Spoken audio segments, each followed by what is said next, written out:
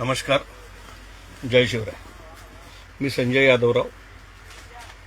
मराठी माणूस, मुंबई, महाराष्ट्र.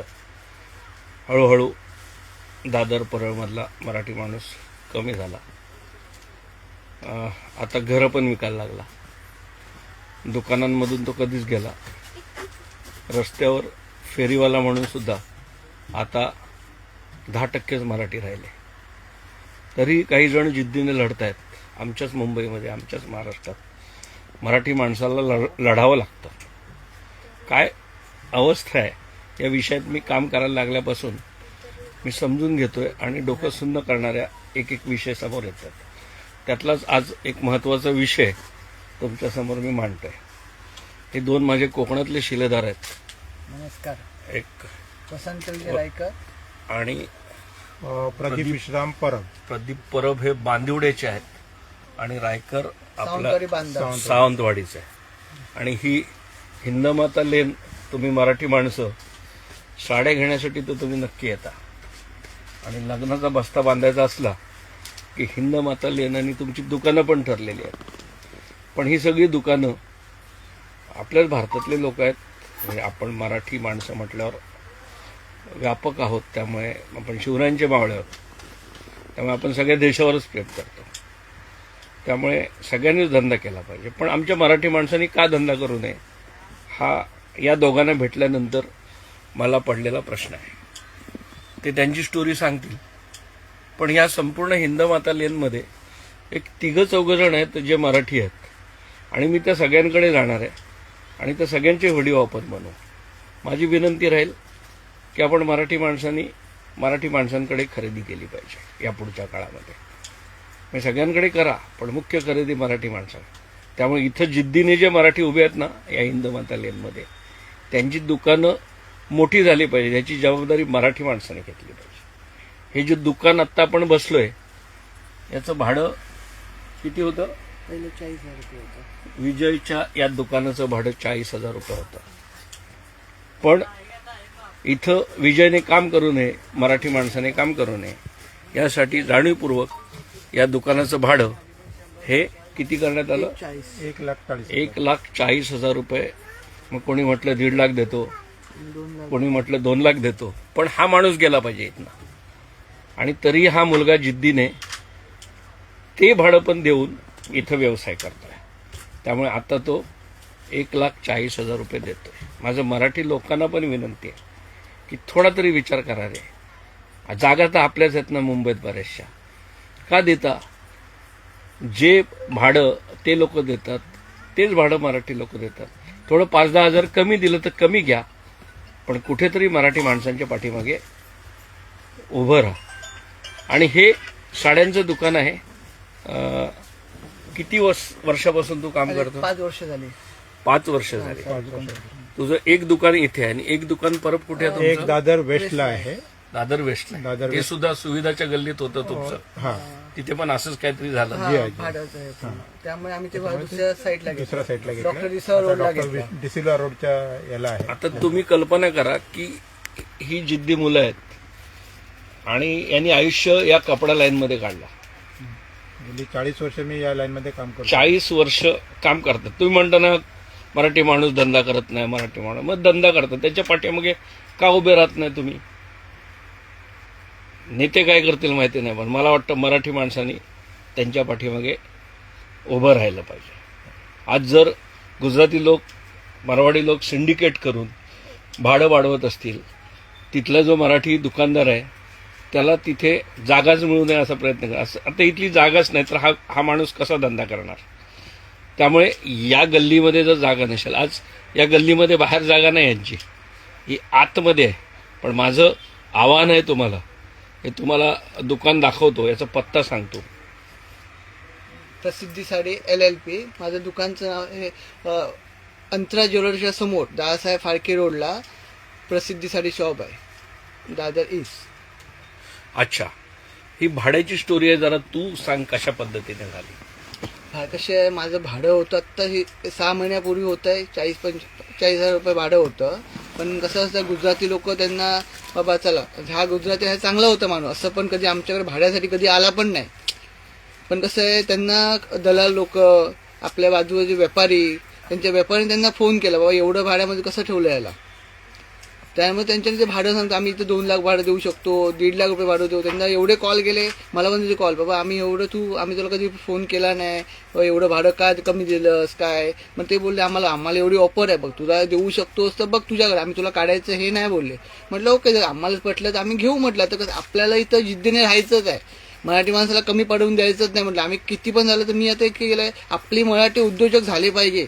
महाराष्ट्र आपला हा ना, आता पण मुंबई ही आपली 10% पण नाही राहिली मराठी माणसाची, 10% पण नाही. आता आपल्याला ही मराठी माणसाची हे ना आपल्याला 50% केलीच पाहिजे, तर आपण कुठेतरी राहू शकतो. नाही तर आणखी पुढच्या काळात आपली कोकण आपलं अर्ध गेलंय, कोकण धंद्यामध्ये विकलं गेलंय, त्यानंतर अर्ध झालंय कोकण पूर्ण आपलं. अजून 25 वर्ष आपण आता मराठी माणसाने हे केलं पाहिजे, बाबा तुम्ही विकू नका जमिनी. अरे आज तुम्हाला भाव येतोय, लाखो रुपये देतात, पण त्याचे आज पुढच्या पिढीला करोड रुपये मोजावे लागतील, पुढचे करोड रुपये मोजावे लागतील. आपण म्हणतो आज आले आपल्याला घ्यायला दारू हे करून सोडा तुम्ही, मी उद्योगधंदा करायला करा. आपण जाऊ दे मायनसमध्ये, मायनस गेले प्लस व्हायची 10 पटीने प्लस होतील. उद्योगामध्ये कसं आहे, आपण मेहनत जेवढं तुम्ही कमवणार नाही, अरे 8 तास ड्युटी सगळेजण करतात, आपल्याला 12 तास 15 तास काम केलं पाहिजे. त्याच्यावर किती कर्ज आहे सांग जरा सगळ्यांना. माझ्याकडे आता नाही म्हणलं 1.5 करोडचं कर्ज आहे माझ्याकडे, तरी मी जिद्दीने आम्ही हे चालूच आहे आमचं. कर्जामध्ये घाबरलो की संपलं. आजचे मोठे उद्योजक कोण आहे, अंबानी किती करोडचं कर्ज काढलंय. आपण म्हणतो त्यांच्या पण कर्ज काढून गेली आहे, तुम्ही मग काय म्हणता कर्ज नाही काढलं. जो आपला देश चालवण्याचं आपल्यावरती पण किती बोझ आहे कर्जाचं, देश चालवतोच आहे ना, कोण गरीब थोडी पडलाय कुठल्या याच्यामध्ये. हिंदमाता लेनमध्ये 4 मराठी राहिले, असंच झालं तर एक पण राहणार नाही. हीच परिस्थिती कधीतरी सावंतवाडीच्या बाजारात येणार आहे, हीच परिस्थिती कधीतरी कुडाच्या बाजारात येणार. बाकी ठीक आहे हो, पण आमच्या महाराष्ट्रामध्ये आमच्यावर अन्याय या पुढच्या काळात चालणार नाही, यासाठी सगळ्या मराठी मावळ्यांनी एकत्र आलं पाहिजे. आणि अशा काही घटना जर घडत असतील तिथं आपल्याला संघटितपणे आवाज उठवा. सुविधाच्या इथे नेमकं काय झालं होतं सांगा जरा. सुविधाच्या इथे पण आम्ही एक शॉप रेंटमध्ये घेतलेलं, तर त्याचा किस्सा असा झाला की आम्ही पहिल्या वेळेला दुकान फायनल केलं, त्यावेळी आम्ही त्या ओनरशी सगळं बोलणं केलेलं. तर त्यावेळी त्याने सगळं म्हणजे आम्हाला जसं ॲग्रीमेंट पाहिजे, आम्हाला जसं हे पाहिजे तसं त्याने ते सगळं ओके म्हणून सांगितलं. आम्ही त्याला ॲट अ टाइम 10 लाख रुपये डिपॉझिट दिले, आणि नंतर आम्ही ज्यावेळेला त्याला ॲग्रीमेंटसाठी तिथे बसलो की बाबा मला हे ॲग्रीमेंट दे म्हणून, त्यावेळी तो चालढकल करायला लागला की नाही मला असं नाही देऊ शकत, मी असं नाही करू शकत, या काय. कारण काय तिथे पण कसं आहे, काही लोक हे करून त्याला पुस्तक लावून अजून भाडं देतो, असं करतो तसं करतो करून ते त्याला निगोशिएट करत होते. मग मी म्हटलं की मला जर आता बिझनेस आहे, माझं दुकान आहे प्रसिद्धी साडी LLP, आणि हे LLP फाउंड असल्यामुळे मला ते रजिस्ट्रेशन करायचं होतं.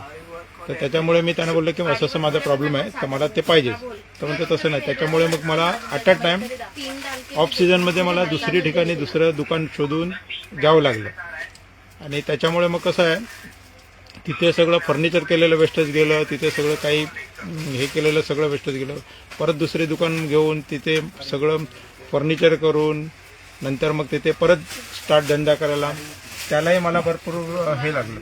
मांजरेकर आणि रायकर हे परब आणि रायकर हे दोघं इतकी वर्ष 40 वर्ष 35 वर्ष या व्यवसायात काम करतात. मला वाटतं आता शिवस्वराज्य चळवळीमध्ये कपडा मार्केट, साडी या सगळ्या विषयामध्ये आपल्याला शेकडो उद्योजक करायचे आहेत, आणि असं अनुभव असलेल्या काही जणांची टीम याच्यामध्ये काम करेल. आणि केवळ इथं नाही, आपण महाराष्ट्रामध्ये ठिकठिकाणी जी कपड्यांची दुकानं आहे त्याच्यासाठी पण एक संघटित चळवळ चालू करूया. आणि अशा पद्धतीने जाणीवपूर्वक मराठी व्यावसायिकांना त्रास दिला जात असेल तर तिथे संघटित आवाज उठवण्याचं काम पण आपण करू. आणि केवळ हे नाही, हा धंदा कसा करतात, कुठून परचेस करतात, या सगळ्याचं नॉलेज घेऊन आपण नवनवीन मराठी तरुणांना या बिझनेसमध्ये कसं आणता येईल. जसं गुजराती मारवाडी कम्युनिटीकडून आपण शिकलं पाहिजे, ते आपल्या मुलांना शिकवतात, नातेवाईकांना शिकवतात आणि हळूहळू व्यवसाय करतात. असं आपण का करू शकत नाही? आणि मी आजच पोस्ट टाकले की सगळ्यांच्या लॉबी आहेत, मग आपल्याला लॉबी करण्यापासून कोणी थांबवलं? आपण का नाही आपल्या लॉबी निर्माण केल्या? त्यामुळे महाराष्ट्रामध्ये तर मुख्य लॉबी मराठींचीच असली पाहिजे. त्यामुळे आपण सगळे मराठी जर एकत्र आलो तर गोष्टी बदलायला लागतील. 8 तारखेला रायकर 8च्या आपल्या परिषदेला येईलच आणि मला वाटते आपण नियमितपणे यापुढे भेटू आणि उगाचच इमोशनल मराठी करण्यापेक्षा आता आपण ज्या खरंच अडचणी फेस करतोय याला हात घालूया आणि यापुढे आपल्या माणसांवर कोणी अन्याय करणार नाही यासाठी आपण सगळेजण एकत्र येऊया. जय शिवराय, भारत माता की जय. तू बाहेर जा आणि दुकानाचा बोर्ड दाखव आणि कुठे दुकान आहे हे लोकांना समजव. आमचा अनंत रिंगे शिलेदार तुम्हाला दाखवेल दुकान.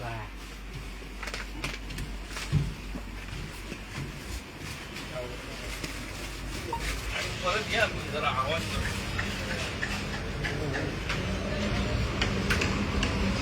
काय झालं का नाही यार? म्हणजे मला याला म्हणजे पार्टी बिटी करायची, परत पार्टी करायची ना.